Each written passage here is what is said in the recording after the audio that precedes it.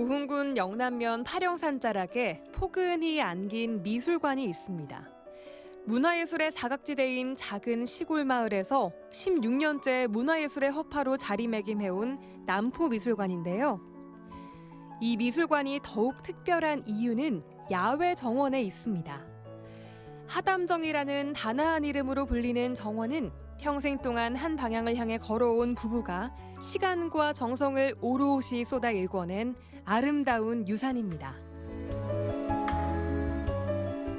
결혼한 지 몇 년이요? 46년. 46년이나 됐어요? 몇 년이 된 줄도 몰라. 46년이에요, 46년.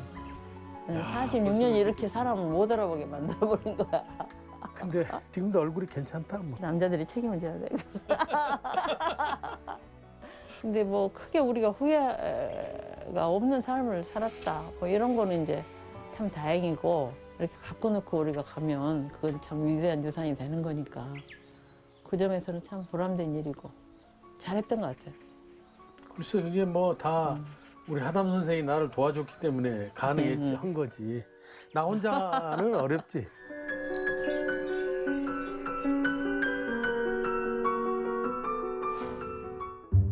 학생들이 떠나가고 폐교가 되어버린 쓸쓸한 공간에 미술관이 들어선 건 16년 전. 그때부터 정원의 역사도 함께 시작됐습니다. 3,000평에 이르는 넓은 정원은 지극한 보살핌을 필요로 합니다. 정원의 꽃과 나무를 돌보는 건 곽형수 관장과 조혜정 부관장 부부의 고유 영역인데요. 두 분에게 가드닝은 숨을 쉬고 밥을 먹는 것처럼 당연한 일상이자 소소한 행복을 안겨주는 신성한 노동입니다. 아침에 새벽 5시 한 15분쯤 되면 나와서 작업을 해야 돼요. 우리가 평균 아침에 한 4시간, 오후에 한 2시간 정도, 6시간 정도를 이 정원에 이제 소비하고 있죠. 하루 6시간씩 16년이란 긴 세월을 정원과 함께 나이 들어온 부부는 정원 전문가 못지않은 전문성을 갖추고 있습니다. 새벽에 일하는 것을 뭐 굉장히 젊은 분들은 아유 그 새벽에 어떻게 일하느냐 막 이렇게 얘기하는데 참 상쾌하고 좋아요. 네. 그게 이제 가드닝의 매력이죠. 그 매력에 빠져 정원을 가꾸다 보니 크고 작은 사고도 겪었는데요. 잔디 깎는 기계에 다리를 다치기도 했고 사다리에서 떨어지는 아찔한 사고도 있었지만 그럼에도 멈추지 않고 정원을 일궈왔습니다. 폐교를 이용한 미술관이었잖아요. 그러니까 운동장이 너무 황량해요. 그래서 이제 운동장을 그동안에 꽃도 심고 나무도 심고 그렇게 해서 1년마다 이렇게 쭉 준비를 했죠.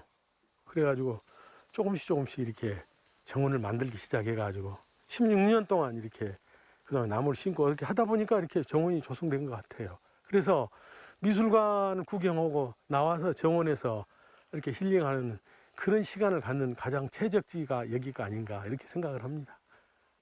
남편과 함께한 46년의 결혼 생활 동안 아이 셋을 정성껏 키워냈고 미술관의 기획과 운영을 책임지느라 늘 분주했던 조혜정 부관장.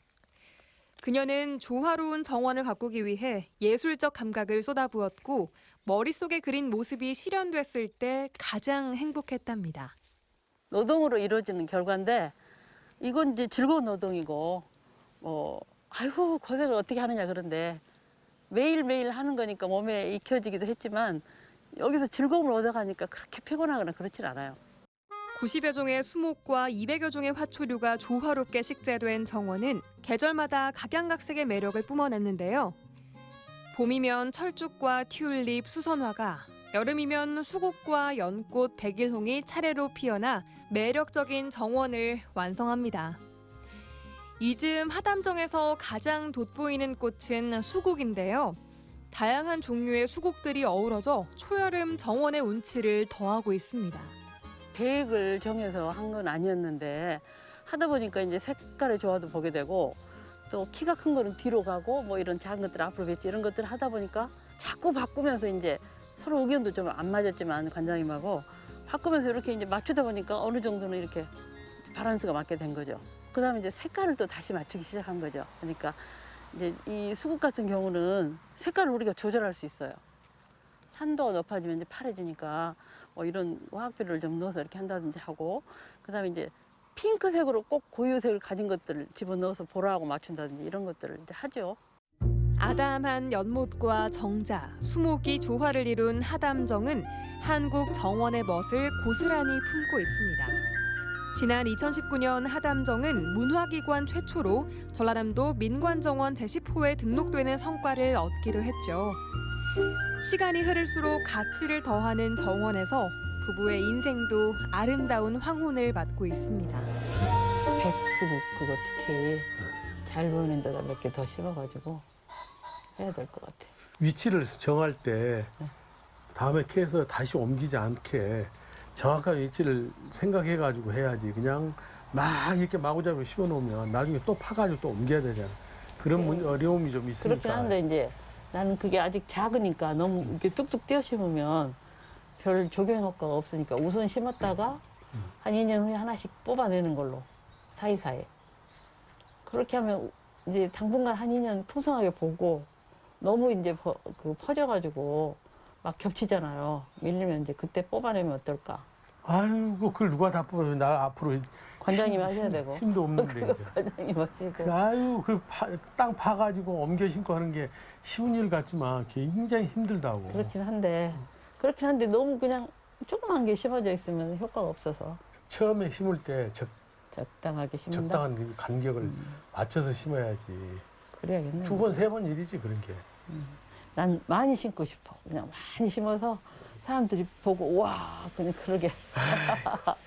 그냥 조그맣게 한두 그루 있는 거는 아, 예쁘다 이런 뭐 이렇게는 하겠지만 와 하는 그런 감탄사를 자내기는 좀 그렇잖아요. 그러니까 많이 가득 심어서 쭉 연결을 하고 그렇게. 지금 현재로 봐서는 백일홍이 금년에 굉장히 꽃이 굉장히 많이 잘 필 것 같은 그런 느낌. 야, 근데 저건 정말 명물이야. 꽃이 안 피어도 지금 상태로 너무 예쁘다. 언덕바지에 있으니까 또 나름대로 늘어져서 참 수영이 잘 잡혔어요. 좀 네, 저 상태로 너무 예쁜 것 같아. 정원에서 얻은 풍요로운 감성을 마음에 품고 미술관으로 들어가 볼까요? 2005년 개관 이후 회화와 도예, 사진 등 다양한 장르의 기획 전시를 이어온 남포미술관은 지역 작가 초대전을 통해 지역의 예술을 활성화시키는 노력도 기울여 왔는데요.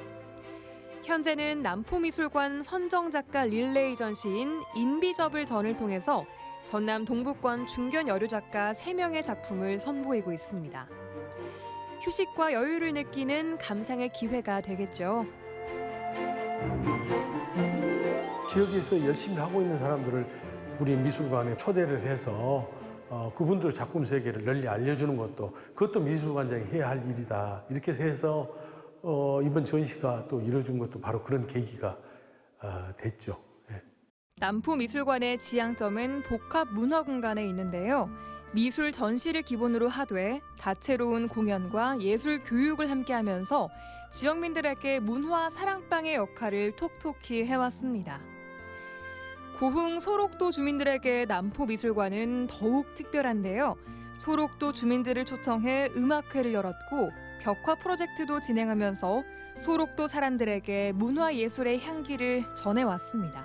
물론 이제 지역민들이 문화 공간이 없어서 와서 이제 그림을 보고 감상하는 것도 그 자체도 저한테는 큰 보람이지만은 저는 이제 미술관 운영하면서 그 소록도 주민들하고 그 인연 같이 동행했다는 그 자체가 굉장히 보람을 많이 느낍니다. 지금도 소록도 사람들하고 같이 미술 수업을 하면서 또 때로는 우리 미술관에서 전시도 해드리고 그렇게 해서 지금 소통을 이어오고 있다는 게 그게 저는 가장 큰 보람이라고 좀 생각하고 있어요. 나란히 걸어온 시간은 싱그러운 정원이 되었고 하담정은 부부의 삶처럼 아름다운 향기를 뿜어내고 있는데요. 자연과 문화와 예술을 사랑한 부부의 삶의 궤적은 오래도록 짙은 여운을 남길 것 같습니다.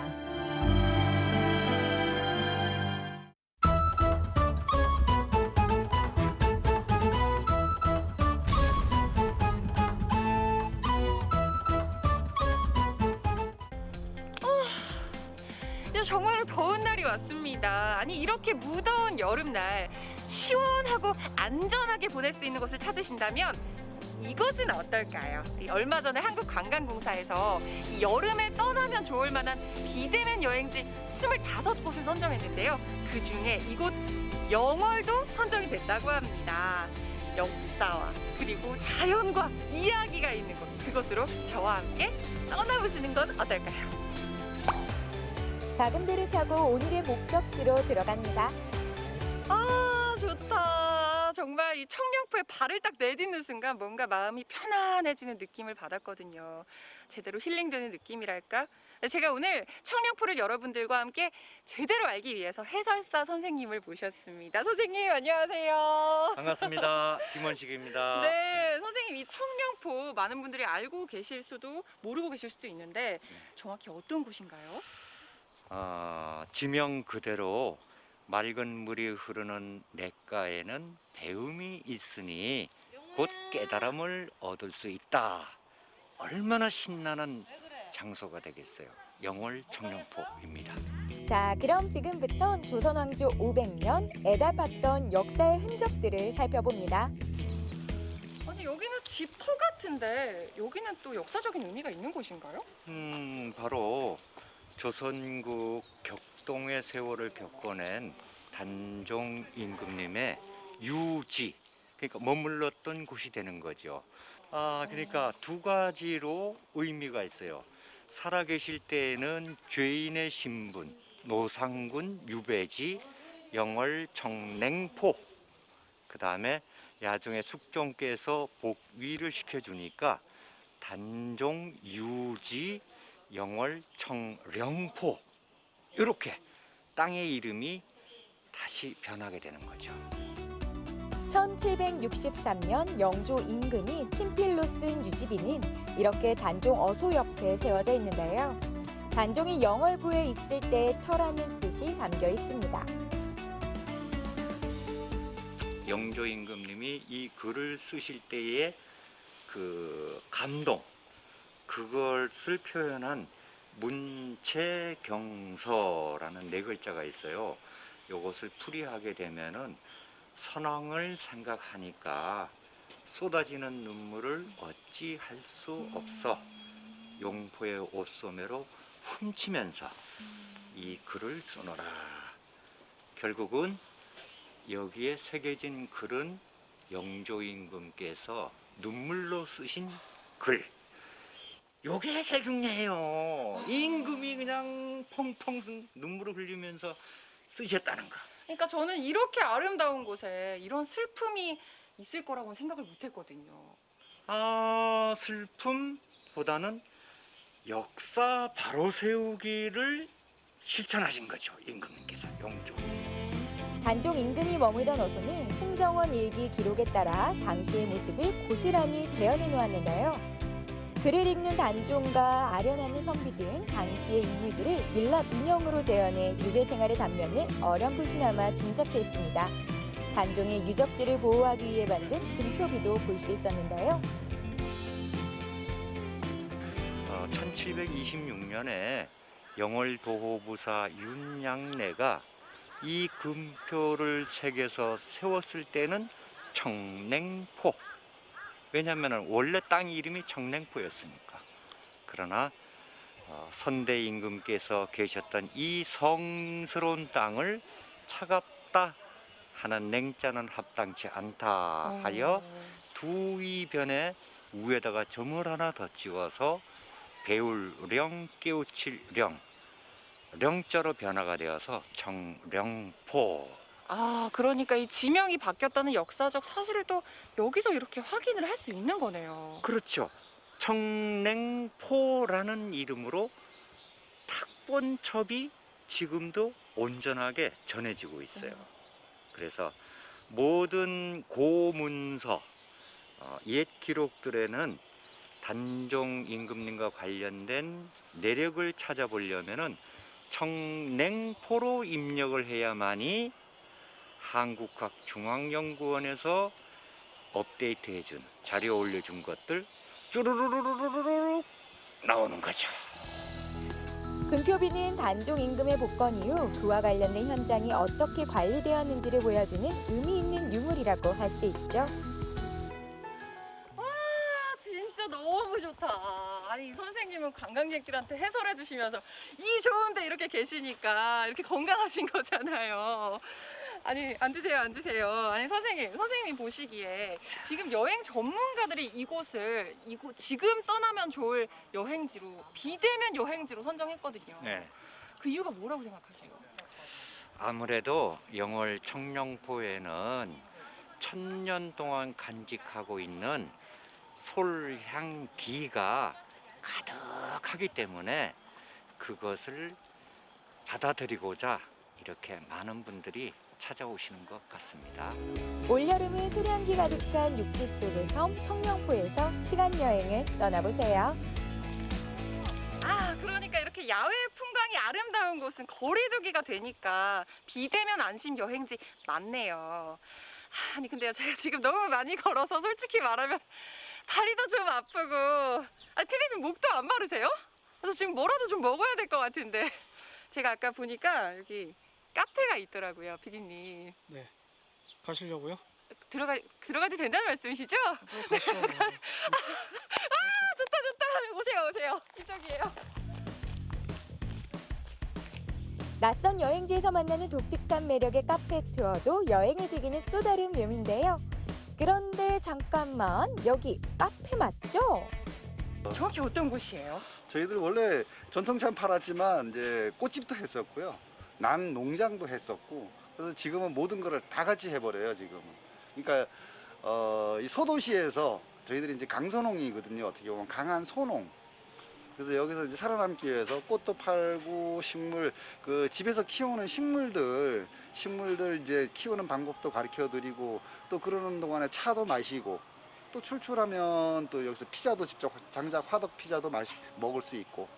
아, 그러니까 여러 가지 마시고 즐기고 힐링하고 그렇죠. 둘러보고 다 할 수 있는 거네요. 다 할 수 있는 어쩜 제가 공간으로 또 여기를- 이런 데를 들어왔어. 맞습니다. 아, 오랜 세월 꽃농사를 지으며 자연스럽게 만들어진 사장님의 식물원 카페.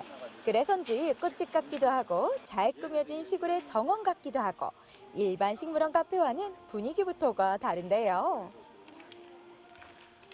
뭐 파파야 열매도 있고 여기가 지금 카페인지 식물원인지 잘 모르겠는데 제가 일단 사장님 네. 배가 고프거든요. 네.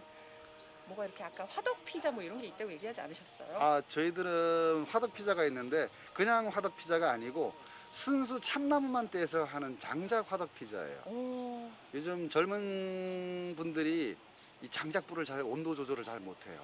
그래서 가스 장작 겸용 화덕이 많은데 저희들은 어릴 때부터 불장난을 많이 한 세대잖아요. 그래서 불을 잘 달아서 저희들은 네. 순수 참나무 장작으로만 피자를 구워요. 아, 그럼 참나무 장작 화덕 피자 예. 제가 맛볼 수 있나요? 아우, 그래서 당연하죠. 사장님. 한 판 해드리겠습니다. 100% 참나무 장작 화덕에서 구워내는 겉바속촉의 화덕 피자. 이곳 카페만의 시그니처 메뉴입니다. 참나무 향 골고루 배어져 맛과 향이 기가 막히다는데요. 세상에 진짜 이 비주얼 봐. 지금 이 피자에 올라가 있는 꽃들이 다 식용꽃이래요. 여기서 직접 기르신 거라고 하는데 이 자리가 위에는 이게 무화과 나무라고 하거든요. 이 무화과 나무 아래서 식용꽃이 올라간 피자를 저는 맛있게 먹습니다. 이것보다 더한 힐링이 있나요? 잘 먹겠습니다. 초록빛 화원에서 즐기는 찐 행복. 와, 피자 위에 꽃이 폈네요. 아, 진짜 너무 행복하다. 여기는 어디? 영월이요, 여러분. 신선한 샐러드와 고소한 풍미의 치즈가 가득. 여기에 참나무 훈연향의 독특한 맛이 얹어져 그 어디에서도 맛볼 수 없는 특별한 피자를 맛볼 수 있는데요. 요새 다들 샐러드 좋아하시잖아요. 제가 피자는 서양의 음식이라고만 생각했는데 이 위에 꽃이 올라가고 또 우리 자연의 채소들이 올라가고 이러니까 그냥 샐러드도 먹을 수 있고 피자도 먹을 수 있고 그냥 제 입안에 자연이 있는 거예요. 느끼하지 않고 담백해서 더 맛있다네요. 올여름 답답한 일상에서 벗어나 여러분은 어디로 떠나고 싶으신가요? 솔바람, 강바람 불어오는 영월에서 애달팠던 우리의 역사도 만나고 초록빛 싱그러운 카페에서 맛있는 쉼표도 느껴보세요.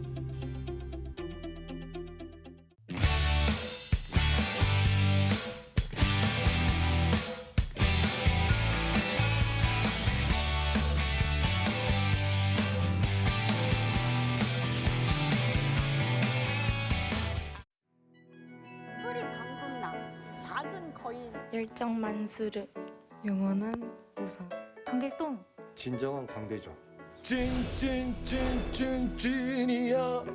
숨이 찐이야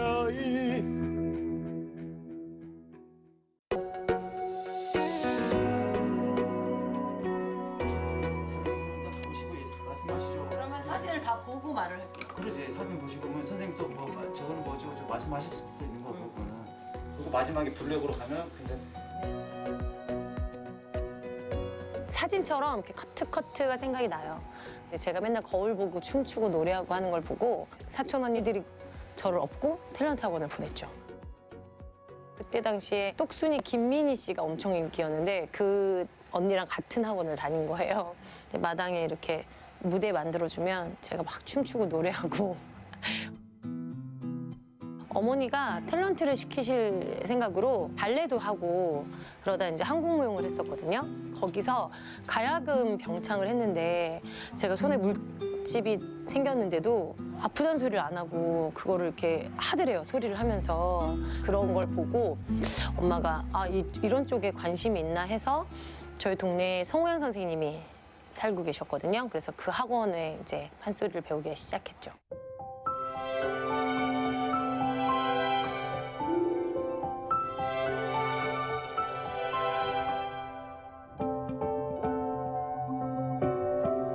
길거리를 돌아다닐 정도였어요. 그러니까 텔레비전을 틀면 제가 나왔대요. 제 판소리 하는 여자애라고 이러면서 엄청 많이 알아봐 주셨어요. 오전 수업만 하면 끝나고 방송국 가고 또 이제 다음 작품 준비해야 되니까 또 하고 이렇게. 초등학교 4학년이니까 10살 때부터 13살 때까지 이렇게 바쁜 세월을 보냈어요. 근데 좋았어요. 그냥 사람들한테 이쁘다 얘기 듣고 하는 게 그때 되게 행복했던 것 같아요.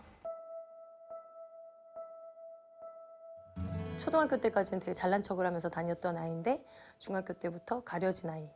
제가 성적이 그렇게 좋지 않았거든요. 그러니까 내세우지 못하고 창피한 아이.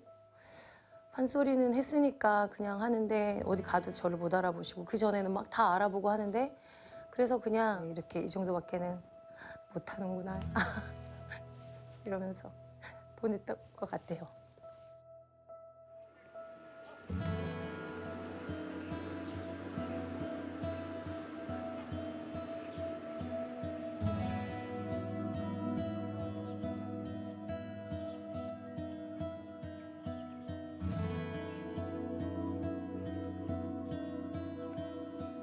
고등학교 때 나이트를 갔죠. 가서 이런 신세계가 있구나.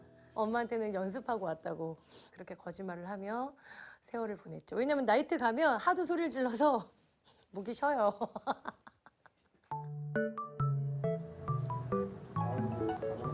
언니. 여보세요?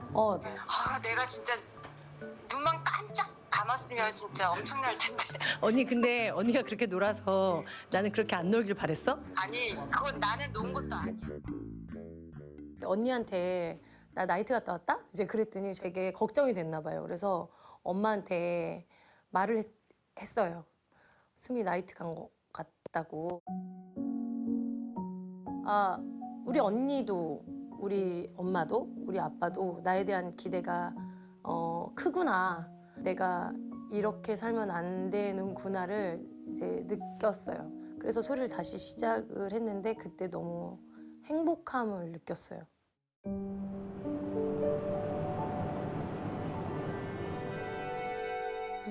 대학교 4학년 때 국립민속국악원이 생긴다고 한번 시험 봐보지 않을래 해서 여기 남원에 왔었는데 막막했죠.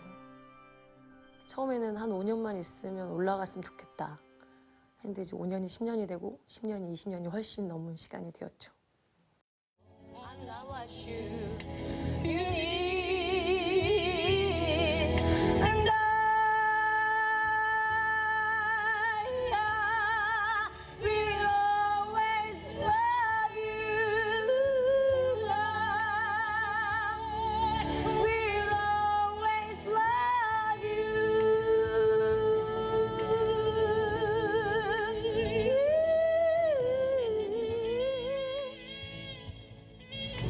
사계절을 계절을 느낄 수 있어서 이제 봄에는 꽃이 많이 펴서 너무 좋고 또 여름에는 이제 녹음이 우거지니까 푸르름이 더해서 더 좋고 서울은 무서워서 이제 운전하려면 서울에 가면 지역 사람 여기 있으면 서울 사람 어디에도 속하지 않는 거. 저는 이제 학교 다닐 때 이렇게 악기를 다룰 줄 알고 무용을 할 줄 아는 사람이 저밖에 없었던 것 같은데 지역에 있는 친구들은 어렸을 때부터 그런 것들을 생활화하면서 배웠더라고요. 그래서 내가 있을 곳이 아닌가라는 생각도 들고 근데 여기서 내가 좌절하면 과거만 회상하는 소리꾼이 되겠구나라는 생각에 좀 독하게 살아보자.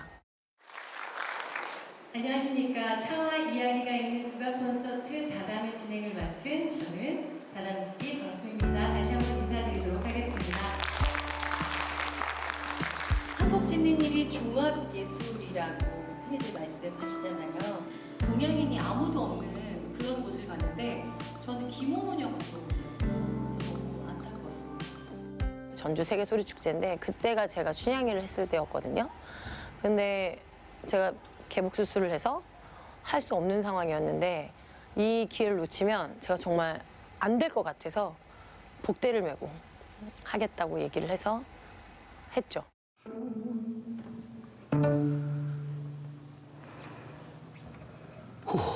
어여쁘다. 어여쁘. 여보 사또님 듣조시고 춘향그 먹은 마음 사또님과 다르다. 저한테는 되게 가장 큰 인생의 전환점? 그런 공연이었죠. 그거를 보시고 제가 그 어렸을 때, 아기 때 그 아이구나라는 거를 아시고 분장실까지 보러 오시는 교수님들도 계시고 작곡가 선생님들도 계시고 그랬어요.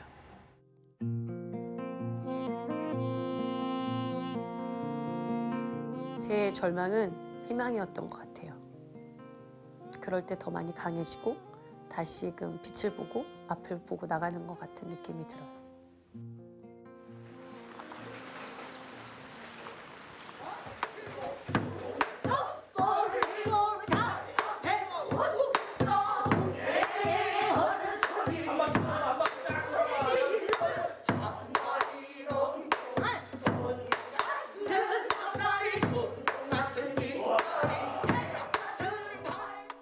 사람들은 몰라 지금도 몰라요. 제가 말도 잘하고 그러니까 막 지는 거 싫어하고 자존심도 세고 하니까 되게 고생 하나도 안 해본 외동딸이라고 생각하는데 저희 아빠가 이제 되게 업앤다운이 컸어요. 잘 살 때도 있었지만 공동 화장실을 써봤던 적이 있었어요. 그 판자촌 같은 데서 살았었던 것 같아요. 그리고 그때가 MBC에서 그 차인태의 출발새 아침이라는 그런 프로그램이 있었는데 이렇게 저를 찍으러 왔는데 집이 너무 누추하니까 저희 엄마가 다른 사람 집을 빌려가지고 촬영을 하고 그때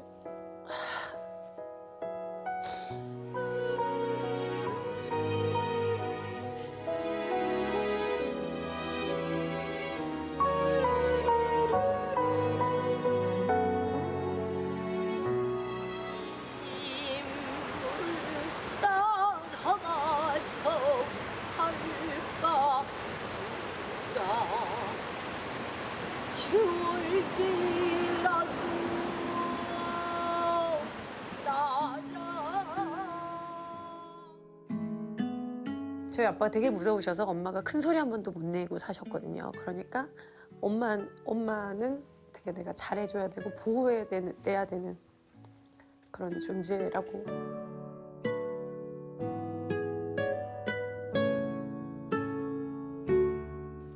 이제는 좀 마음이 편해진 것 같아요. 맨날 나 동계산했어요.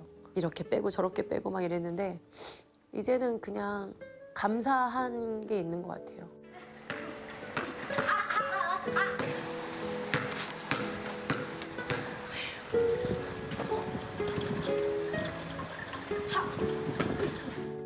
항상 공연을 할 때마다 제 공연을 보시면 저희 아빠는 어렸을 때부터 계속 우셨거든요. 안 했으면 하는 바람이 있었는데 제 앞에서는 절대 칭찬 안 하시지만 밖에 나가서는 항상 칭찬해 주셔서 너무 감사하고 제가 모든 것을 극복할 수 있는 힘을 주셔서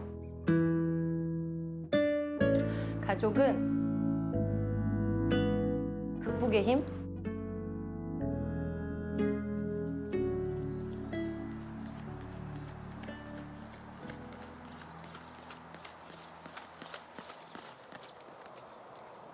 얼마 전에 타이거 우즈도 레슨 받는다고 하더라고요. 정말 저보다 나이 한두 살 많은 언니들한테도 전화해서 좀 소리 좀 가르쳐 줄 수 없냐고. 새로운 것에 부딪혀서 새로운 것과 함께 하는 것들에 대한 에너지를 받거든요. 전통이 살아 있으면서 창작을 하는 소리꾼이 돼야겠다라는 생각을 막연하게 가진 것 같아요. 이른 아침 눈부신 햇살에 문득 하늘을 바라보니 저 맘 밑에 제비 한 쌍이 정답게 논일고 있구나. 자꾸 해야 할 일들이 생각이 나고 하고 싶은 일들이 생각이 나서 계속 그냥 달리는 것 같아요.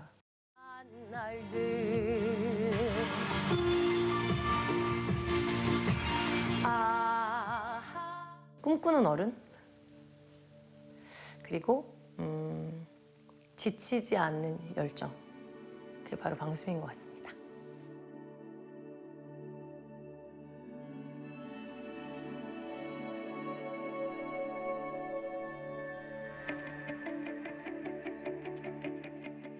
몇 년 전까지만 해도 불안하고 이 영광이 언제까지 갈까라는 거 그리고 그 자리를 지키기 위해서 더 열심히 노력을 해야 되는 게 있구나.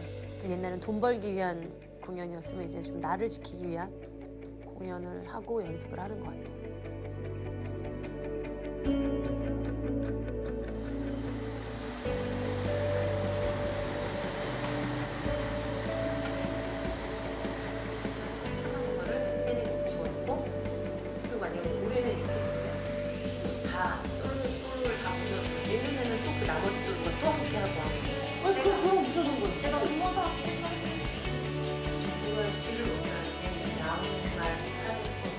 제 소리로 누군가 위로를 받고 위안을 받으면 너무 좋을 것 같다는 생각이 들었어요.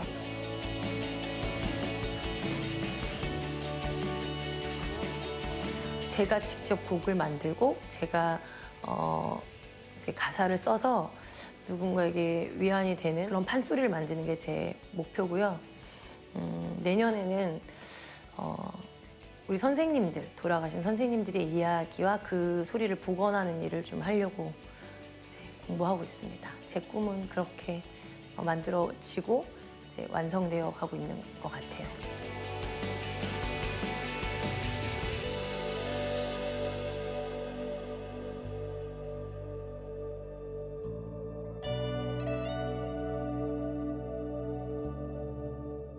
영원히 빛나주세요.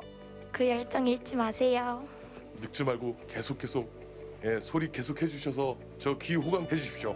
사랑합니다. 초생했다. 사랑해 우리 소녀딸.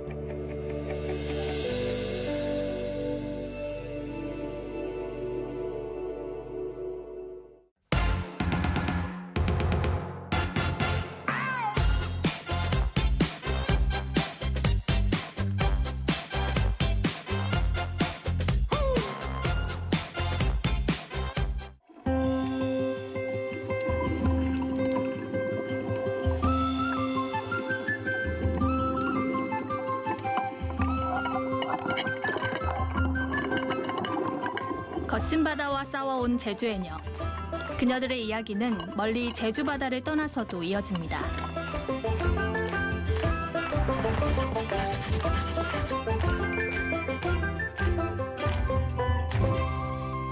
찔물질은 그 경남 그 통영의 그 욕지도에 연화도에 한 5년 다녔지. 그때 한 5년 다니고 경북 울진, 경남 쪽으로 하면은 통영, 여수, 안면도. 처음은 간포, 다음은 충무로 가서 토용으로 가서 새서면 헌디 갔다 오고 결혼 후에는 일본 갔다 오고.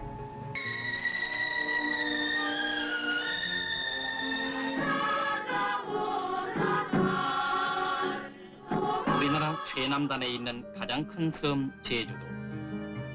흔히 삼다도라고 불리우던 목가적인 이 섬도 이제 새로운 정부 시책에 따라 그 면면이 급격히 달라지고 있습니다.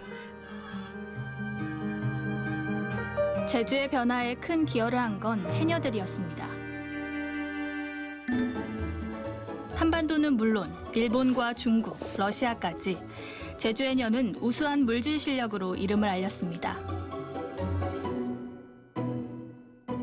18살에 여름에는 그때는 우리 또 언니가 물질을 하니까 언니가 먼저 가 있으니까 이제 내중에 나는 이제 언니가 있는 길로 따라갔어. 경남 지방 통영 지나가지고 섬에 욕지면 연화도. 그래서 3개월 물질하고 추석 때 되니까 소밥, 초령행 그것도 도와야 되고 일도 좋아야 되고 하니까 먼저 들어왔어. 물질은 물때 맞춰서 배 타고 나가서 하고 소라 잡고 전복, 해삼 또 추석 때 돼가면 합자, 홍합. 오늘은 온평리 해녀들이 물질에 나서는 날. 강혜순 삼촌도 부지런히 물에 들어갈 준비를 합니다. 아니면 회장이 술아 오시면 오늘 자방 옥석에 나 매역 지어내지 못해 그게 아빠 못전 데는 못하라. 아이고 어제도 그 막그때 그 수정야방만 못전 디와병 무슨 못전 된 거. 하여튼 저기 먼데 저쪽 가야 돼. 네.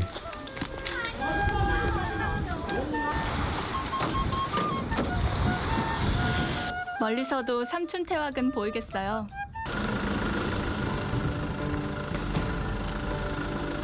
드디어 물질 장소에 도착했습니다. 젊을 때 깊은 데도 가도 힘만 들고 하고 했는데 이제 나이가 드니까 힘도 들고 다리도 아파서 줄바로 걷지도 못하고 많이 불편해. 불편하다고 말해도 물질하는 날에 빠진 적은 없습니다. 추석 물질 가서 해서 오려고 하면 돈 벌었다고 식구들 낯이 다 뭐 옛날은 옷들이 없으니까 옷 같은 거 양말 같은 거 식구들 거 막 돈 벌었다고 그거 막 사가지고 와서 오다가 부산으로 오면 부산 시장들 가서 보고 자가주 시장으로 그때 옛날엔 막 그 오면은 막 집에 오면 그거 기뻐했지. 사오면 동생들이랑 이제 어머니 낯이 사고 아버지 낯이 사고 동생들 낯이 다 사고 그렇게 돈 벌고 해서 그렇게 해서 다녔어. 부산 가서 하룻밤 자고 동생들 옷이고 신발이고 사다 보니까 그에 번 거는 없어가지고 그대로 차비만 하고 왔어요. 이제 치마저고리. 옛날은 이런 바지들 많이 안 나오니까 치마저고리 입고 경험은 언니가 돈 벌어오라 그네 하면 이제 동네 이제 언니들 없는 아이들은 막 부러워해요. 언니 있으니까 이제 옷도 예쁜 옷 입으면 땡하고 이제 먹을 거 이제 옛날은 사과가 그렇게 귀하니까 사과 이런 바구니를 한 바구니 사오면은 이제 하나씩 동네 사람들도 다 하나씩 나눠주고. 고향을 떠나 다른 바다에 간다는 것이 때론 고되고 서글펐지만 그날들을 다 견뎌냈습니다. 해산물의 가치가 올라갈수록 해녀들의 수입도 늘었습니다. 제주 해녀의 실력은 어디서든 인정받았고 활동 지역도 많아졌습니다. 지칠 때도 있었지만 가게에 큰 보탬이 되는 바깥물질을 포기할 수 없었습니다.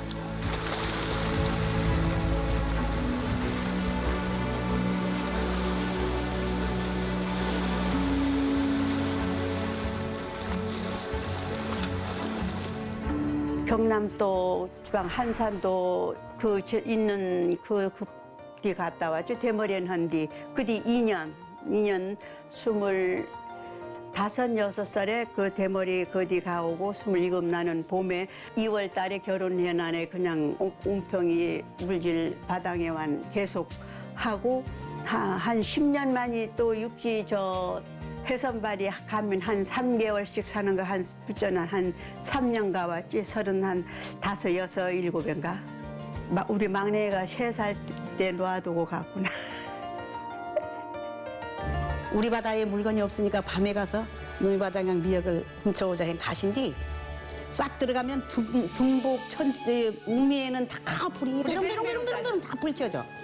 다 잔디불처럼 막 하늘의 별처럼 다 켜지는데 미역만큼만 불이 안 켜진다고. 그러면 그 미역을 망아리다 막 밤에 발동기 그 통통통통 발동기 탕가 발동기 탕 또 돌아와. 그거 진날 붙죠. 경영강 끌리고 막 난리가 나. 막 놀바당에 해야 땐 막 머리 트드먹 싸우고 너 왜 우리 바당에 완 들었느냐 하면 막 고모 다치지고 나 하순이 고모뻘이나 거저도가 물려던 하순이 나 고모뻘이나서. 바깥물질은 처음부터 순탄하진 않았습니다. 해녀들을 상대로 채취량과 가격을 속이는 일도 허다했죠. 또 제주 해녀들은 지방 어민과의 분쟁에 내내 시달려야 했습니다. 쌀을 그 여기로 4대짜리 10마씩 아다리 묶어 그 씻거그네 육지 그 먹어 1년 먹을 그 물질러먹 먹을 걸 가정간 그걸로 밥해 먹으면 살락한 조파평 거기서 먹어 아침에 물질 나가 또 들어와 그 밥 먹어 막 어떨 땐 배탕 나가면 아이고 이거 우리 이 돈이 아니면 왜 이런 추운 물에 이 시퍼런 바다 위에 배에 한장 물질하는 건고 막 서러운 기도 막 나고 우리 제주도 사람만 육지강 물질해요. 거기 아이들은 우리만 석한 사람은 헤엄칠 줄도 모르고. 그 어디 가게 팽일도 간디 나는 초영 점수에 내내 이틀날 차 2번 물에 들래 간 때는 요 섬이라네 늘랑 요 섬에 들라 요디 막이 아픈디요. 그디 들어신디 그냥 그 배는 천리말리 가거나 안 와. 아이고 어멍아 나 이디 죽전 왔쭈 살전 오자 아니수다 막 거기서 울단도 아이고 물어봐도 필요 없다 이제는 해봐야지 해신디양 그 전복이 반짝짜리 전복이십니다. 반달 닮은 전복이 있어 그거를 전복을 트면 재수가 좋다는데 난 재수도 꽝이고 이어도 사나 이어도 사나 이어도 사나 우리 어머 해녀들에겐 상당히 고됐던 바깥물질. 그래도 조금만 참으면 목돈을 마련할 수 있었습니다. 해녀들은 가족을 위해 낯선 땅에서의 삶을 기꺼이 받아들였습니다. 아, 그때는 일본 친축이 있어야 비자 내에서 3개월 등록 주니까 거기서 연계해서 또 살고 또 다음부터는 15일씩 댕겼어요. 거기는 전주가 있어요. 전주서 프리스로 떼비면 우리 적시 오는 거는 얼마 안 돼도 여기 와서 돈으로 한하면은 돈이 많아요. 많이 잡으니까 거기서 1년, 10년 다녔어요. 10년 다녀. 10년 다녔어요. 일본에서도 우수한 물질 실력을 자랑했던 제주해녀. 마찬가지로 해산물을 채취하던 일본 아마들은 질투심에 해녀들을 고발하기도 했습니다. 가근에 맨할강 헌덜 삶이 맨할강 작업형 헌덜 사랑하면 여기왕 돈 바꾸면 애나 바꾸면 500만 원도 되고 600만 원도 되고 경험은 허연 이 집을 샀지 이제 집을 산 이젠 산나도나 이제 공짜가 되나 이제 창고지 시켜낸 저처럼 크게 창고지서 진짜로 1분 10년 댕기는 나도 돈 많이 벌었어. 그렇게 해서 우린 성공했다는 한 아이들 학비고 집에서 생활해 나가는 거고 농촌 밭도 사고 집도 사고 그렇게 하던 내중에 아이들 결혼시키고 하니까 이젠 몸은 다 늙어가고 몸은 다 늙어가고 몸은 다 늙어가 주름살이 바글바글 오고 낯선 하늘, 차디찬 물. 타양의 바다에 뛰어들며 번 돈을 제주로 보냈습니다. 배고프고 고단하던 시절, 가족들의 버팀목이 된 해녀들의 바깥물질. 짙푸른 바다 언저리마다 외롭고 고단한 그 시절의 이야기가 남았습니다.